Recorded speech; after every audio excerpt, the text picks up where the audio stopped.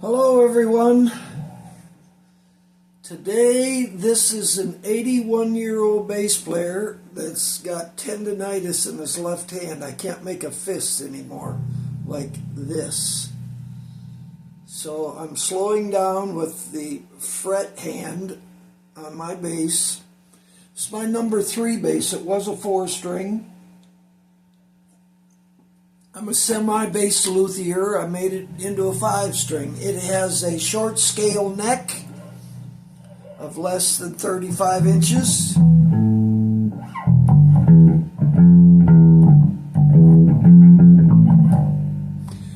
And today's talk or lesson is not about speed on the bass, how many notes you can play, harmonic chords on the bass.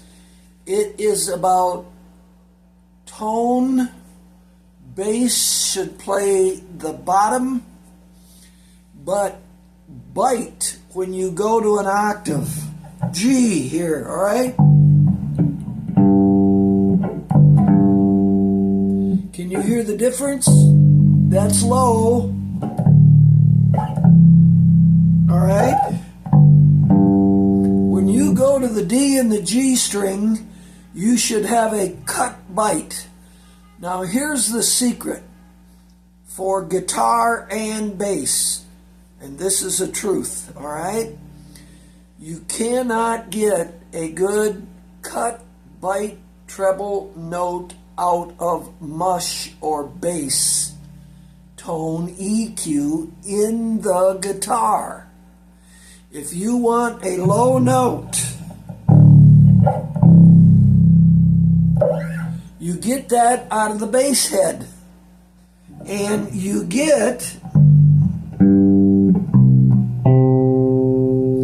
I've seen many bass players play their runs nice, mid-tone, low tone, and when they go for that D and G string, it's a washout. You almost can't hear it anymore.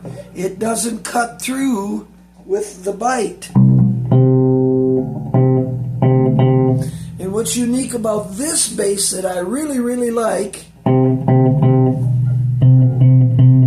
that's just removing my hand from behind the second pickup on the bridge side. Hear the tone difference? I hope you can, because I'm recording this over my phone. So I can move up and down the string and get a heavy high G or a light cut high G. Light cut, heavy low. Just moving my right. I'm not touching any controls. I'm just moving my hand up and down the string, the length of the neck, before and after the pickups, and getting,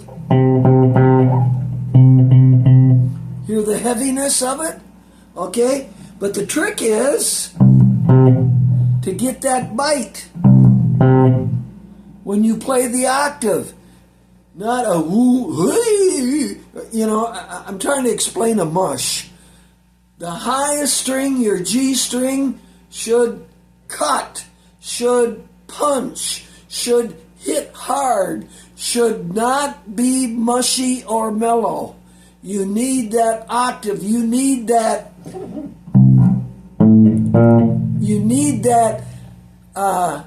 6 flatted 7 in funk. All right? And then when you go down and work a 5-string bass,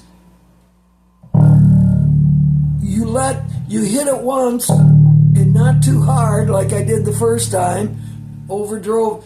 I've got a Black Widow 15 I bought brand new for $150. That son of a gun handles 1,400 watts. The magnet on it is bigger than my head, okay? And play 2 heads. Play a head for mid-highs and a head set for lows. And check this out. A 410 cabinet will give you better lows than a 18 or a 15.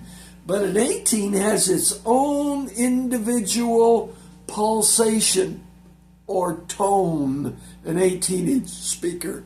But that doesn't necessarily get you the lows that you want in live music out of a 410 cabinet.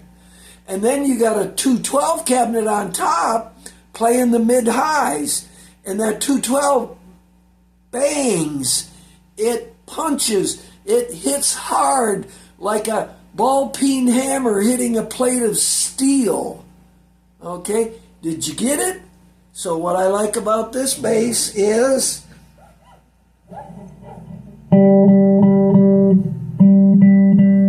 can you hear that? Just from moving the right hand up and down, up in front of all the pickups on the neck or behind all the pickups on the bridge side. And, I'll leave you with this in what, 5 minutes, six minutes. You cannot get a good high true note out of mush.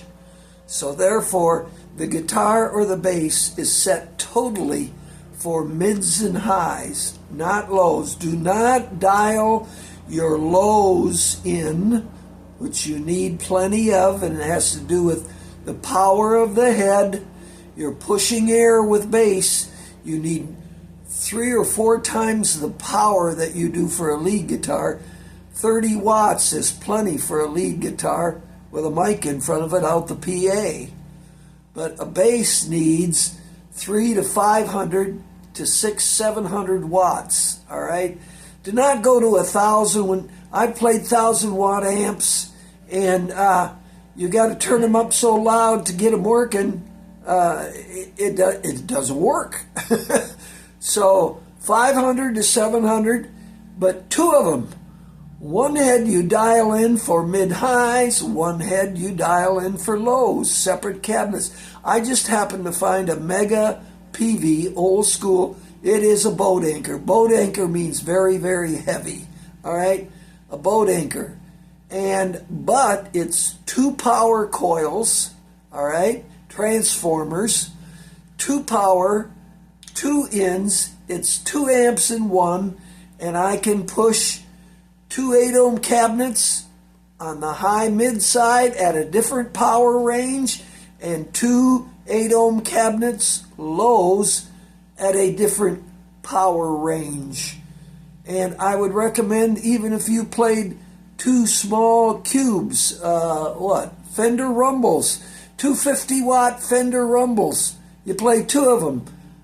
Get a Y-jack, parallel the input. If you're playing an active bass, you got plenty of signal going in. Set 1 amp for mid-highs, the other amp for lows. And it's about setting your bass up right, that you don't have to touch any controls, and you can move from the bridge side, behind the pickups, to in front of the pickups on the neck side, and get a drastic tone change. Back to when you dial in only mids, slight lows, only mids and highs on the bass, you dial all the bass that you want in on the bass head. You either increase lows or diminish lows on the head, not the pickups or the tone controls of the bass. Did you get it? Hope this helps. 81 years, a whole lot of years of playing bass. My bass solos stink. I hate them. But I can hold the pocket and the groove and put the dancers in a sweat with my bass. A lot of drummers like to play with me because they can go to the moon and back and just fall on Bernie because he's grooving. He's got the pocket. I am a pocket, old school bass player. Love you. Bye.